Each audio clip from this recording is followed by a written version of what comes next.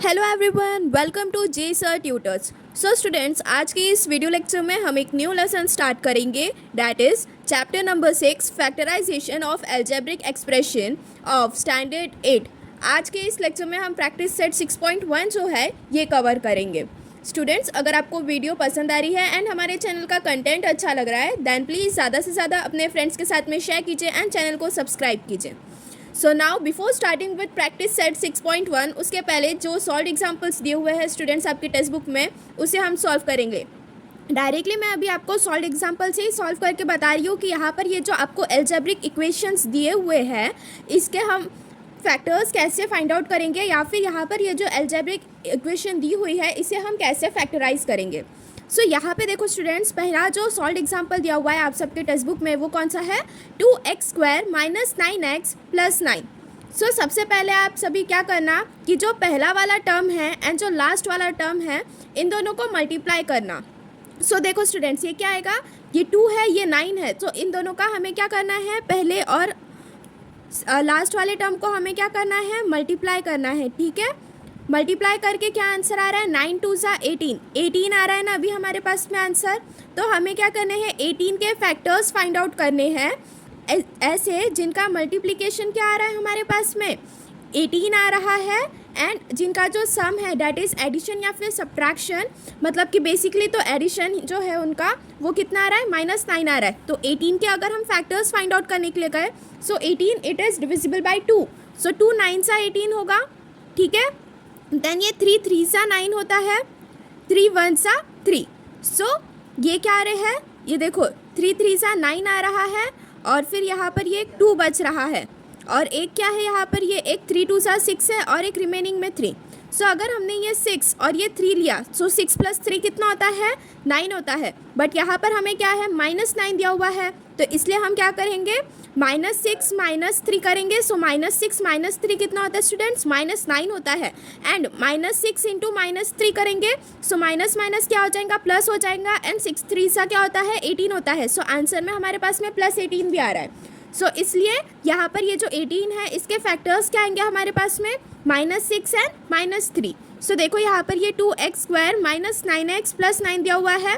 2x² हम as it is लिखेंगे, -9x को हम कैसे लिख सकते हैं, -6x minus 3x plus 9 as it is आएगा यहाँ पर।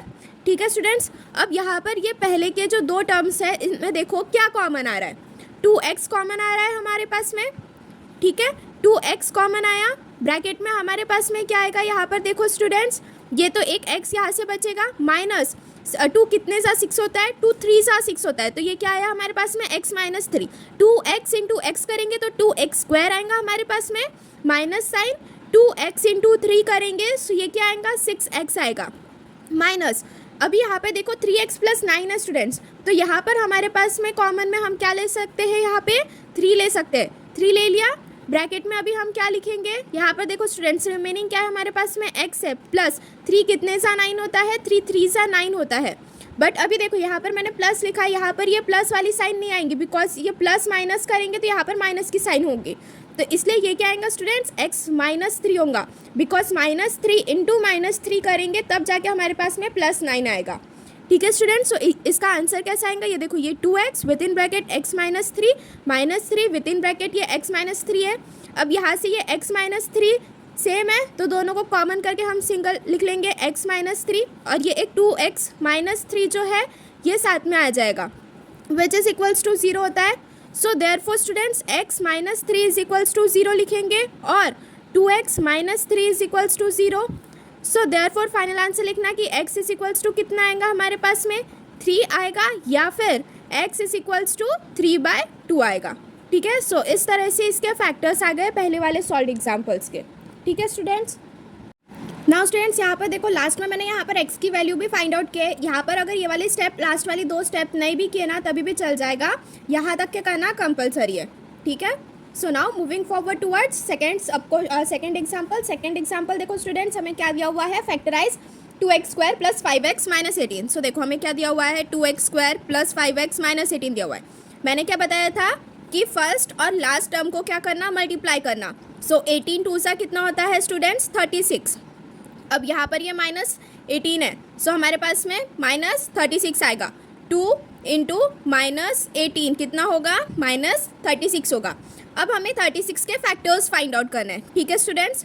सो 36 के फैक्टर्स देखो, ये इट इज़ डिविजिबल बाय 2, सो 2 से हम इसे धीरे धीरे डिवाइड करना स्टार्ट करेंगे। सो ये क्या हो जाएगा? 2 1 सा 2, 1 बचा रिमाइंडर में, 1 6, 2 8 सा 16, 2 9 सा 18, 3 3 सा 9, 3 1 सा 3, ठीक है। सो नाउ स्टूडेंट्स, यहाँ पर देखो हमें 36 के ऐसे फैक्टर्स फाइंड आउट करने हैं जिसका एडिशन जो है वो +5 आना चाहिए एंड मल्टीप्लिकेशन करने के बाद में हमारे पास में 36 आना चाहिए। सो देखो 2 2 सा 4 हो रहा है, 3 3 सा 9 हो रहा है। सो अगर हम यहाँ पर ये 4 और 9 ये क्या आ रहे हैं? फैक्टर्स आ रहे हैं हमारे। 4 9 सा 36, पर यहाँ पर -36 कहा है।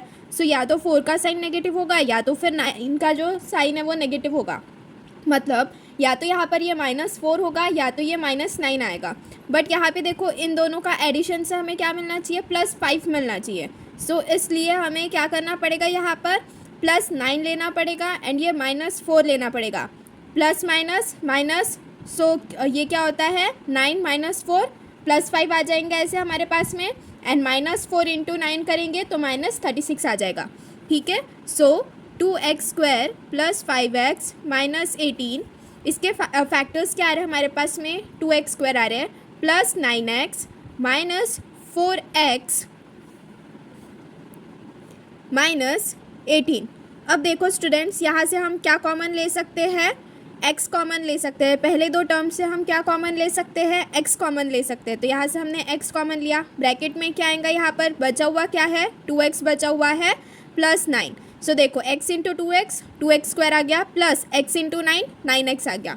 अब यहाँ पर देखो स्टूडेंट्स, ये माइनस की साइन आई एज इट इज़, ठीक है। अब 4x और 18 है, -4x एंड -18 है। सो यहाँ से अभी हम कॉमन क्या ले सकते हैं? 2 कॉमन आ रहा है दोनों में, ठीक है। सो देखो अगर यहाँ से अगर हमने 2 कॉमन ले लिया, -2 आ गया यहाँ पर कॉमन में, ब्रैकेट में हम क्या लिख सकते हैं? बची हुई चीज़ें लिखना। अब 2 कितने सा 4 होता है? 2 2 सा, तो ये क्या आ जाएगा? 2x आ जाएगा, प्लस आएगा यहाँ पर। देखो ये प्लस माइनस माइनस होना चाहिए, सो इसलिए यहाँ पर हमने ये प्लस लिया है। अगर यहाँ पर ये माइनस रहता था सो माइनस माइनस मिलके +18 मिला रहता था हमें, बट यहाँ पर -18 लिखा है। सो इसलिए यहाँ पर हमें क्या करना पड़ेगा? प्लस का साइन लेना पड़ेगा। एंड 2 कितने सा 18 होता है? 9 सा, सो यहाँ पर क्या आ गया? ये 9 आ गया। सो देखो 2 into 2x, sorry -2 into 2x -4x and -2 into 9 करेंगे सो -18 आएगा। सो देखो स्टूडेंट्स, यहाँ पे 2x + 9 ये कॉमन आ रहा है, सो इसे हमने कॉमन ले लिया, 2x + 9 एंड ये x -2, ठीक है। सो इस क्वेश्चन का सॉल्यूशन इतना बनता है। Now moving forward towards third सब क्वेश्चन। थर्ड सब क्वेश्चन में देखो स्टूडेंट्स, यहाँ पर हमें क्या कहा है? फैक्टराइज x² - 10x + 21, ठीक है। सो यहाँ पर देखो स्टूडेंट्स, डायरेक्टली 21 कहा है हमसे, ठीक है। सो यहाँ पर हमें ऐसे फैक्टर्स फाइंड आउट करने हैं 21 के, जिसका मल्टीप्लिकेशन तो हमारे पास में 21 आ रहा है, लेकिन उनका सम कितना आ रहा है? -10x आ रहा है। अब 7 3 सा 21 होता है, सो अगर हमने -7 -3 लिया, सो -7 -3 कितना होगा? -10 होगा, एंड -7 इंटू -3 करेंगे हम तो कितना आएगा? देखो माइनस माइनस प्लस हो गया, 7 3 सा 21। सो हमारे पास में मल्टीप्लिकेशन में तो +21 आंसर आ रहा है, एंड यहाँ पर एडिशन भी कर रहे हैं तो -10x आंसर आ रहा है। तो इसलिए इसके फैक्टर्स क्या है हमारे पास में? -7 एंड -3। सो इसे सॉल्व करना है, x² -7x -3x + 21। अब यहाँ पर देखो x² - 7x, यहाँ पर दोनों टर्म्स में आपको कौन सी चीज़ कॉमन दिख रही है? x दिख रहा है। सो ये क्या आ गया? x। अब बची हुई चीज़ें लिख देना, ये क्या आएगा यहाँ पर? x, और ये -7। x into x is x² minus x into 7 is 7x। अब यहाँ से देखो ये क्या किया मैंने? माइनस एज इट इज़ लिखा। अब यहाँ पर देखो 3 लिखा है और 21 लिखा हुआ है, 3x + 21 है। सो ये दोनों बचे हुए जो दो टर्म्स है, यहाँ पर आपको कौन सी चीज़ कॉमन दिख रही है? 3 कॉमन दिख रहा है।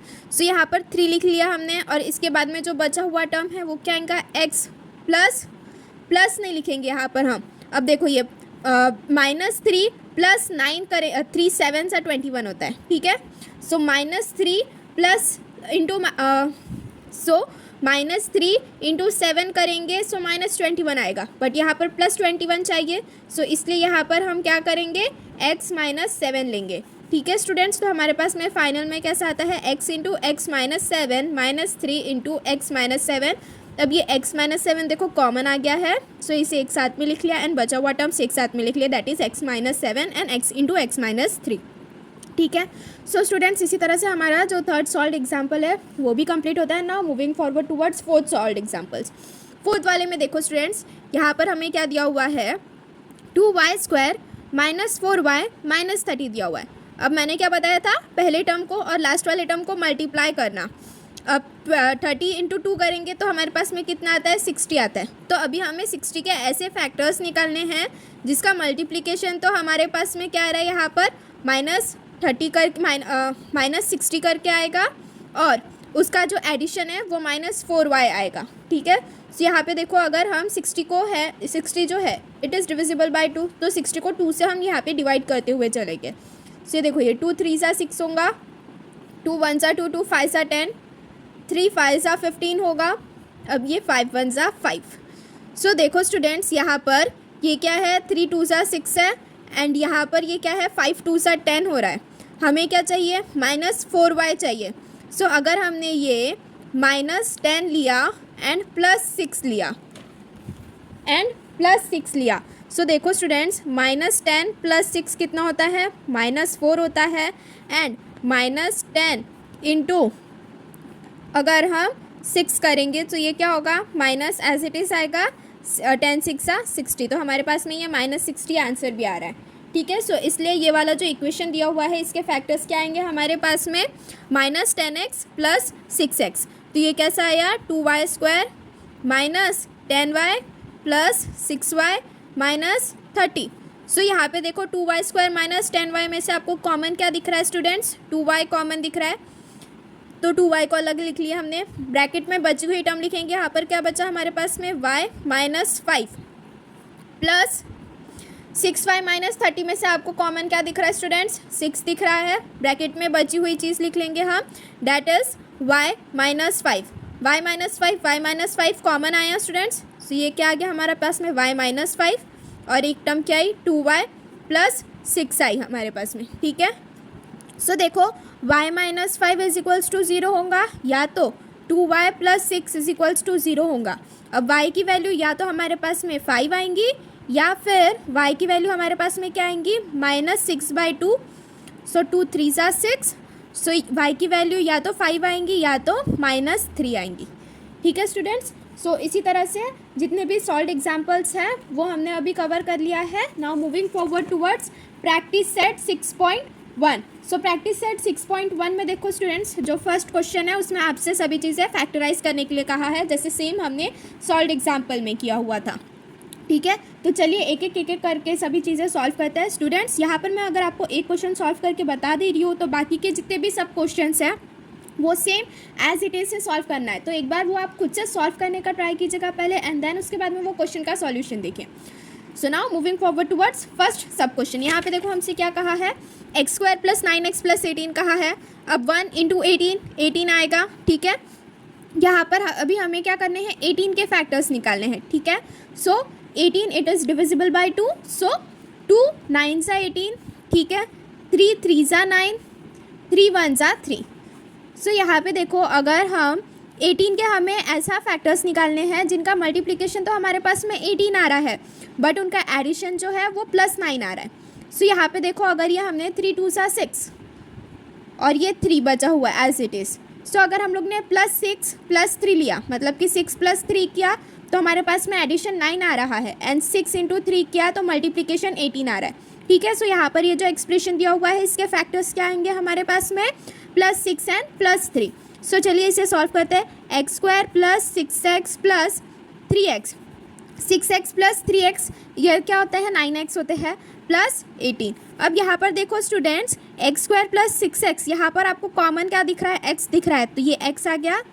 ब्रैकेट में हम बची हुई टर्म लिख देंगे तो यहाँ पर क्या आएगा, x + 6 आएगा। x × x is x² + x × 6 is 6x + 3x + 18 में स्टूडेंट्स आपको कॉमन क्या दिख रहा है, यहाँ पर 3 दिख रहा है। सो ये 3 एज इट इज़ आएगा ब्रैकेट में बची हुई term that is x plus 3। सो ये देखो 3 into x is 3x plus आया 3 इंटू 6 इज 18। सो यहाँ पर देखो नेक्स्ट स्टेप में स्टूडेंट्स यहाँ पर ये x प्लस 6 जो है ये कॉमन दिख रहा है दोनों इसमें।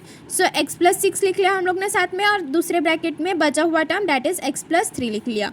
ठीक है, सो इस तरह से इसे हम फैक्टराइज कर सकते हैं। Now moving forward toward second सब क्वेश्चन। सेकेंड सब क्वेश्चन में देखो स्टूडेंट्स यहाँ पर हमसे क्या कहा है, x square minus 10x plus 9 कहा है। अब यहाँ पर एक्स स्क्वायर के सामने कुछ भी नहीं है, मतलब यहाँ पर 1 है। सो 9 1 सा 9। सो हमें क्या करना है, बेसिकली 9 के फैक्टर्स निकालने हैं। 9 के अगर हमने फैक्टर्स निकाले तो 3 3 सा 9 होता है, 3 1 सा 3 हुआ। ठीक है, सो 3 3 सा 9 ही आ रहा है एंड 1 1 सा 1 यहाँ पे। ठीक है, सो 3 3 सा तो 9 ही आ रहा है, यहाँ पर ये एक बचा हुआ 1 है। हमें ऐसे फैक्टर्स निकालने हैं जिनका मल्टीप्लिकेशन जो है वो तो 9 आना चाहिए, लेकिन उनका एडिशन जो है वो माइनस 10x आना चाहिए। सो स्टूडेंट्स अगर हमने यहाँ पर -9 -1 लिया, सो -9 इंटू -1 करेंगे अगर हम, सो माइनस माइनस क्या हो गया, प्लस हो गया, 9 1 सा 9। सो हमारे पास में -9 इंटू -1, इन दोनों का मल्टीप्लिकेशन तो हमारे पास में +9 आ रहा है, लेकिन इन दोनों का एडिशन -9 -1 करेंगे सो -10 आता है। ठीक है, तो इन दोनों का एडिशन हमारे पास में -10 आ रहा है। ठीक है, सो यहाँ पर ये जो गिवन एक्सप्रेशन है स्टूडेंट्स, उसके फैक्टर्स क्या आ गए हमारे पास में, -9 आया एंड एक -1 आया। चलिए फिर इसे आगे सॉल्व करते हैं। So x square minus 9x minus x plus 9 लिखे हमने। यहाँ से एक्स स्क्वायर माइनस 9x से कॉमन क्या दिख रहा है स्टूडेंट्स आपको, x। So x with in bracket x minus 9 आ गया, -1 with in bracket x minus 9, because -1 into x is -x and minus minus plus हुआ, -1 इंटू -9 कितना हुआ, +9 हुआ। अब यहाँ पे देखो x माइनस 9 जो है वो कॉमन दिख रहा है, सो उसे एक साथ में लिख लिए पहले, देन उसके बाद में के वाले ब्रैकेट में बची हुई term debt is x minus 1। ठीक है, सो इसी तरह से जो सेकंड सब क्वेश्चन है स्टूडेंट्स वो भी सॉल्व होता है। Now moving forward towards third में देखो स्टूडेंट्स यहाँ पर, सो स्टूडेंट्स यहाँ पर थर्ड में देखो हमसे क्या कहा है, y² प्लस 24y प्लस 144, इसे हमें फैक्टराइज करना है। ठीक है, सो अगर हम 144 के फैक्टर्स निकालेंगे, so it is divisible by 2। सो ये क्या आया, 2 7 सा 14, 2 2 सा 4, 2 3 सा 6, 2 6 सा 12, 2 1 सा 2, 2 8 सा 16, 2 9 सा 18, 3 3 सा 9, 3 1 सा 3। ठीक है स्टूडेंट्स, सो यहाँ पर ये देखो अगर हमें ये 144 के फैक्टर्स निकालने हैं, सो ये 2 2 सा 4 हो रहा है, ये 2 2 सा 4 होता है, और ये 3 3 सा 9।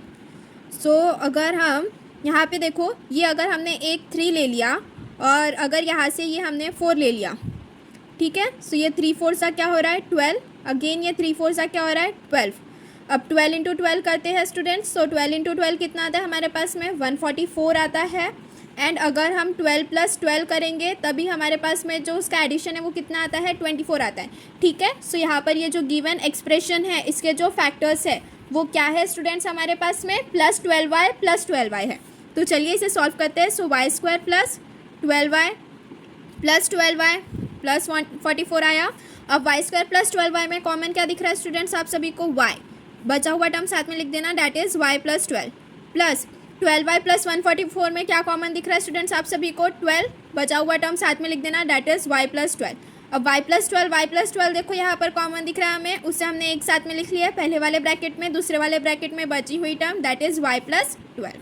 ठीक है, सो इस तरह से हमारा जो थर्ड है वो भी सॉल्व होता है। Now moving forward towards fourth में देखो स्टूडेंट्स यहाँ पर हमसे क्या कहा है, 5y² प्लस 5y माइनस 10 का है। सो हमें क्या करना है, पहले वाले टर्म को और लास्ट वाले टर्म को मल्टीप्लाई करना है। सो 5 10 कितना होता है 50 होता है, और पर यहाँ पर -10 है, सो ये क्या आया -50, मतलब कि प्लस 5y इंटू -10, सो -50 आया हमारे पास में। ठीक है, सो स्टूडेंट्स यहाँ पर देखो अभी हमें -50 के ऐसे फैक्टर्स फाइंड आउट करने हैं जिसका मल्टीप्लिकेशन जो है वो -50 आ रहा है, लेकिन उनका जो एडिशन है वो +5 आ रहा है। ठीक है, सो -50 it is also divisible by 2। सो ये देखो यहाँ पर ये क्या हुआ, 2 2 सा 4, 1 बचा रिमाइंडर में, सो 1 0 2 5 सा 10, 5 5 सा 25, 5 1 सा 5। सो देखो स्टूडेंट्स यहाँ पर ये 5 2 सा 10 हो रहा है, रिमेनिंग में 5 है हमारे पास में। ठीक है, सो अगर हमने +10 एंड -5 लिया, सो देखो +10 इंटू -5 कर रहे हैं, सो प्लस माइनस -10 5 सा 50, सो मल्टीप्लिकेशन तो हमारे पास में -50 आ रहा है, एक 10 -5 करेंगे सो 5 आ रहा है, एंड इन दोनों का एडिशन भी हमारे पास में क्या आ रहा है स्टूडेंट्स +5 आ रहा है। ठीक है। सो यहाँ पर देखो स्टूडेंट्स, हमारे पास में ये जो गिवन एक्सप्रेशन है इसके फैक्टर्स क्या आ गए, +10 and -5। So 5y² plus 10y minus 5y minus 10।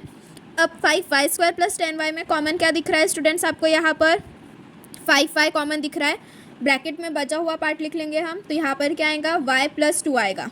अब -5y माइनस 10, इसमें क्या कॉमन दिख रहा है स्टूडेंट्स आपको, -5 कॉमन दिख रहा है, ब्रैकेट में बची हुई टर्म, सो ये क्या आ जाएंगी, y + 2 आ जाएगा। ऐसा क्यों लिखा, यहाँ पर प्लस की साइन क्यों लिखी, बिकॉज यहाँ पर -10 का है हमसे, सो प्लस माइनस माइनस हो जाएगा, 5 2 = 10 आएगा। ठीक है स्टूडेंट्स, अब यहाँ पे देखो y + 2 कॉमन है, सो उसे साथ में लिख लेंगे हम पहले वाले ब्रैकेट में, एंड सेकंड वाले ब्रैकेट में बची हुई term that is 5y minus 5। ठीक है स्टूडेंट्स, सो इस तरह से हमारा 4th सब क्वेश्चन सॉल्व होता है। Now moving forward towards 5th। So students यहाँ पर देखो 5th वाला जो सब क्वेश्चन है, यहाँ पर हमसे क्या कहा है, p² - 7p - 44 इसे फैक्टराइज करना है। सो 44 × 1 इज़ 44, सो 11 4 = 44 होता है। ठीक है, 11 4 = 44 होता है, यहाँ पर हमें -44 चाहिए। ठीक है, सो याद रखना हमें सिर्फ अभी इन दोनों की साइन डिस्कस करनी है, बिकॉज यहाँ पर देखो ये -7p लिखा हुआ है, तो हमें -7 लाना है उसके एडिशन से। सो अगर हमने -11 ले लिया +4 लिया, सो ये क्या आएगा, -7 आएगा, तो मतलब हमें -11 × +4 करेंगे अगर हम, तो हमारे पास में -44 आ रहा है। ठीक है, सो ये जो गिवन एक्सप्रेशन है इसके फैक्टर्स क्या आ गए हमारे पास में, -11p + 4p। सो चलिए इसे सॉल्व करते हैं। ये क्या आ गया, यहाँ पर p² - 11p + 4p - 44 आया। अब p² - 11p में क्या कॉमन दिख रहा है स्टूडेंट्स, p कॉमन दिख रहा है, सो यहाँ पर क्या आ गया, ये p - 11 आ गया, प्लस 4p - 44 में यहाँ पर क्या कॉमन दिख रहा है, +4 कॉमन दिख रहा है, ब्रैकेट में क्या आ गया स्टूडेंट्स हमारे पास में p - 11 आया। यहाँ पर माइनस क्यों लिखा है, देखो प्लस माइनस माइनस होगा, 4 × 11 इज़ -44। ठीक है, अब यहाँ पर देखो p - 11 क्या आया, ये हमारा कॉमन रहा है एज इट इज़, पहले वाले ब्रैकेट में, दूसरे वाले ब्रैकेट में बची हुई टर्म दैट इज़ p + 4। ठीक है स्टूडेंट्स, सो 5th वाला सब क्वेश्चन भी इसी तरह से सॉल्व होता है। Now moving forward toward 6th में देखो हमसे क्या कहा है, m² - 23m + 120।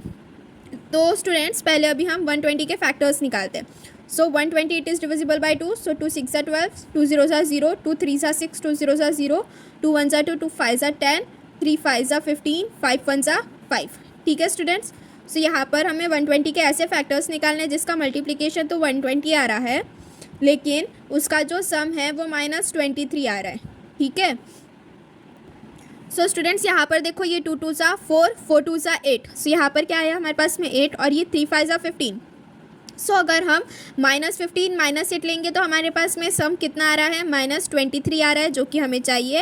एंड -8 × -15 करेंगे, सो माइनस माइनस क्या हो जाएगा, प्लस हो जाएगा, एंड 8 × 15 करेंगे तो वो कितना आता है, 120 आता है, जो कि हमें चाहिए +120। सो ये जो गिवन एक्सप्रेशन है इसके फैक्टर्स क्या आ गए हमारे पास में, -15m - 8m। सो ये क्या आया, m² - 15m - 8m + 120। अब m² - 15m में क्या कॉमन आया हमारे पास में, m आया, m with in bracket m - 15, बची हुई टर्म लिखी हमने, -8m + 120 में कॉमन क्या दिख रहा है, -8 दिख रहा है स्टूडेंट्स, ब्रैकेट में हम लिख लेंगे m - 15। ठीक है, अब m - 15 कॉमन दिख रहा है, सो उसे पहले वाले ब्रैकेट में लिख लिया हमने, दूसरे वाले ब्रैकेट में बची हुई टर्म दैट इज़ m - 8। ठीक है, now moving forward towards 7th में देखो हमसे क्या कहा है, m² - 25 + 100 कहा है। ठीक है, सो स्टूडेंट्स यहाँ पर देखो ये 25 20 × 5 करेंगे हम, तो हमारे पास में 100 आता है। एंड अगर हमने -20 और प्लस ब्रैकेट में -5 ले लिया, सो हमारे पास में -25 इसका सम आ रहा है। ठीक है, सो ये जो गिवन एक्सप्रेशन है इसके फैक्टर्स क्या आ गए हमारे पास में, -20 -5, -20 × -5 करेंगे, माइनस माइनस प्लस हो जाएगा, 25 सा 100 होता है। सो ये क्या आ गया, m² - 20m - 5m + 100। m² - 20m में कॉमन क्या आया, m with in bracket m - 20, -5m + 100 में कॉमन क्या आया, -5, ब्रैकेट में आ गया m - 20। m - 20 यहाँ पर कॉमन दिख रहा है, सो उसे पहले वाले ब्रैकेट में लिख लिया, सेकंड वाले ब्रैकेट में बची हुई टर्म दैट इज़ m - 5। ठीक है, नाउ मूविंग फॉरवर्ड टूवर्ड्स 8 सब क्वेश्चन में देखो स्टूडेंट्स हमसे क्या कहा है, 3x² + 14x + 15 कहा है। 15 1 = 15, 15 2 = 30, 15 3 = 45। ठीक है। 15 3 सा 45, हमें फर्स्ट टर्म और लास्ट टर्म को मल्टीप्लाई करना पड़ता है, 45 आया। अब हमें 45 के ऐसे फैक्टर्स निकालना है जिसका मल्टीप्लिकेशन जो है वो +45 आ रहा है एंड उसका जो सम है वो +14 आ रहा है, ठीक है।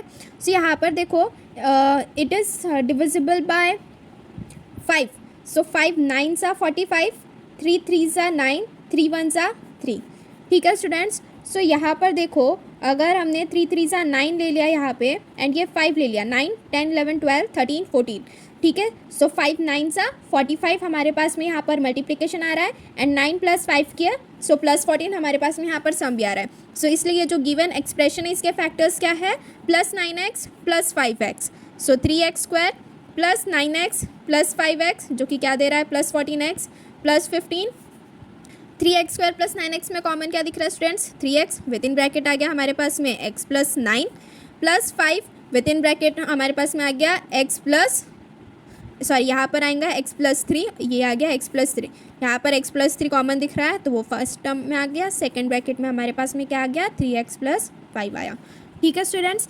इसी तरह से हमारा जो 8th वाला है वो भी कंप्लीट होता है। Now moving forward towards 9th सब क्वेश्चन। 9th में देखो हमसे क्या कहा है, 2x² + x - 45 कहा है, ठीक है। अब 45 2 सा कितना होता है स्टूडेंट्स 90, सो 90 के अगर हमें फैक्टर्स निकालने हैं so it is divisible by 2, ठीक है। सो ये देखो 2 4 सा 8, 2 5 सा 10, 5 9 सा 45, 3 3 सा 9, 3 1 सा 3, ठीक है, ये आ गए। अब इसके हम फैक्टर्स कैसे निकालेंगे, 5 2 सा 10, 3 3 सा 9, सो 10 और 9, अगर हमने +10 - 9 लिया हमारे पास में +x आ रहा है एंड +10 × -9 करेंगे सो हमारे पास में -45 आ रहा है, ठीक है। सो स्टूडेंट्स ये जो गिवन एक्सप्रेशन है इसके फैक्टर्स क्या आ गए हमारे पास में, +10x आ गया एंड -9x आ गया। सो चलिए इसे सॉल्व करते हैं आगे। सो ये क्या हुआ, 2x² + 10x - 9x -45।